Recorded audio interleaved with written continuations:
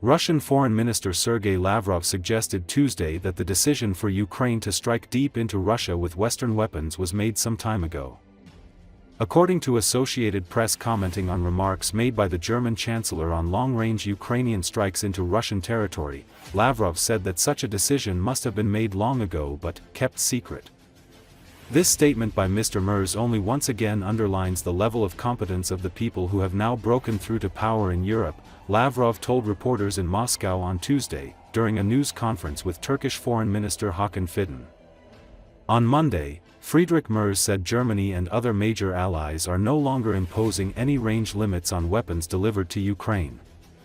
That was at least a change in rhetoric from the previous German administration under Olaf Scholz, but left open questions. Asked what his comments meant Tuesday, Merz replied that, as far as I know, and that is what I set out yesterday, the countries that imposed range restrictions have long since given up these conditions.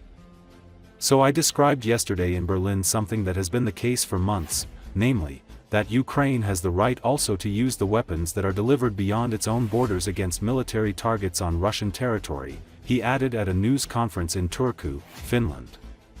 From my point of view, that is necessary. Only someone who is also put in a position to attack military bases on the territory of the aggressor can defend themselves.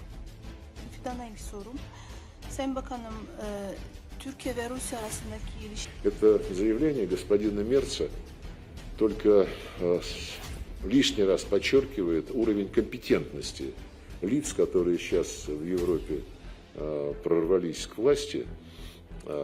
И он вчера сказал с таким пафосом, что вот отныне и вовеки никаких ограничений на дальность ударов не остается. Причем говорил и за себя, и за Францию, и за Британию, и за Соединенные Штаты.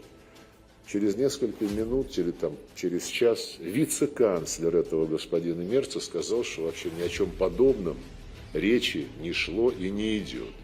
То же самое сказали, как я понимаю, в Бундесвере, представители Бундесвера.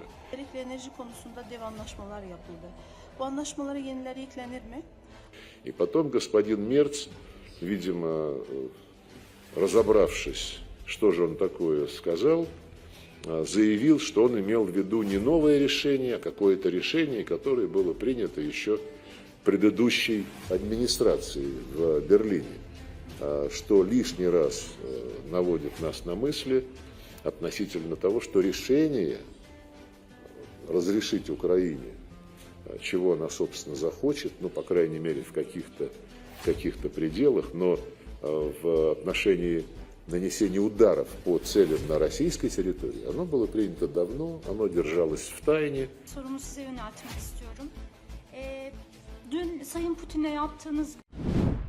Russian troops are actively preparing, and in the coming days, most likely, the summer military campaign of the Russian Federation will begin.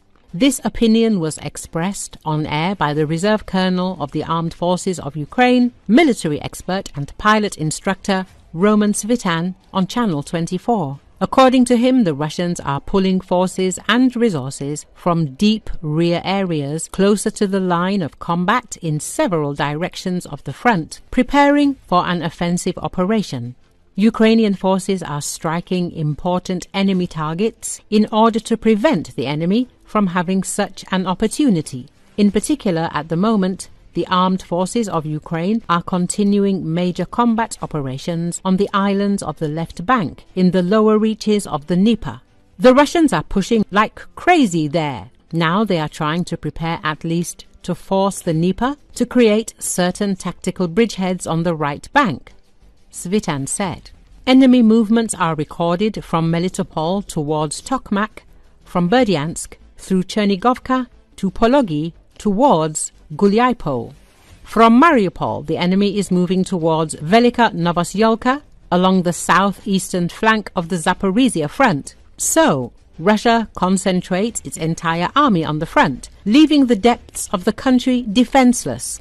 Let us recall that US military intelligence has concluded that Russian President Vladimir Putin has not abandoned his main goals, which he wants to achieve in the war against Ukraine.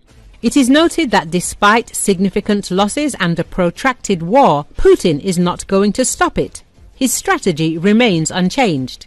Former spokesman for the General Staff of the Armed Forces of Ukraine, Vladislav Zeleznev, stated that the main task of the Russian army in the summer of 2025 will be an attempt to capture the Slavyansk-Kramatorsk agglomeration. According to him, the Russians will launch an offensive from 3 sides at once. In his opinion, during the summer offensive campaign, the Russians will try to use several key factors to their advantage.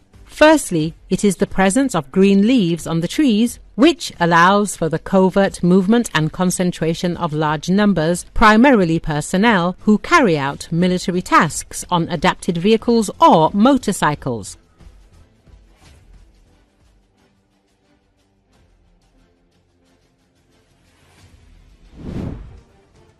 The Russian regime must stop playing games and provide realistic proposals for a ceasefire in Ukraine. The Kremlin's response will determine Washington's future course, either continuation of peace talks between Ukraine and Russia or the introduction of sanctions against the Russian regime that will turn Russia into a trading island. This was stated by U.S. Senator from the Republican Party, Lindsey Graham, in a column for the American publication, The Wall Street Journal. Graham emphasized that the withdrawal of U.S. troops from Afghanistan has undermined the reputation of the United States and provoked a number of wars around the world, but Washington can restore its reputation by maintaining leadership in the negotiations. Mr. Trump can restore our reputation and end the bloodshed, but peace requires partners willing to achieve it. While Ukraine has made it clear that it is ready for such an end, Russia is making too many excuses, he wrote. Graham recalled that he worked on a bill on draconian sanctions against Russia, which already has the support of 82 out of 100 senators. This is enough to pass the document and overcome the president's veto if necessary. U.S. President Donald Trump is waiting for a document from Russian ruler Vladimir Putin with proposals for a ceasefire. If it does not come, Russia will face the consequences. The bill would put Russia on a trading island by imposing 500% tariffs on any country that buys Moscow's energy. The consequences of Russia's barbaric invasion should become a reality for those who support it. If China or India stop buying cheap oil, Putin's war machine will grind to a halt. As Senator Thune said last week, if Putin keeps playing games, the Senate will take action. I hope for the best, but when it comes to the thug in Moscow, we should all brace ourselves for more, he concluded.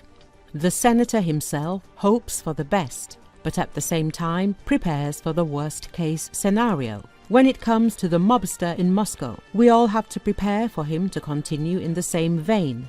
The Republican said, the Graham-Blumenthal bill is known as the Russia Sanctions Act of 2025.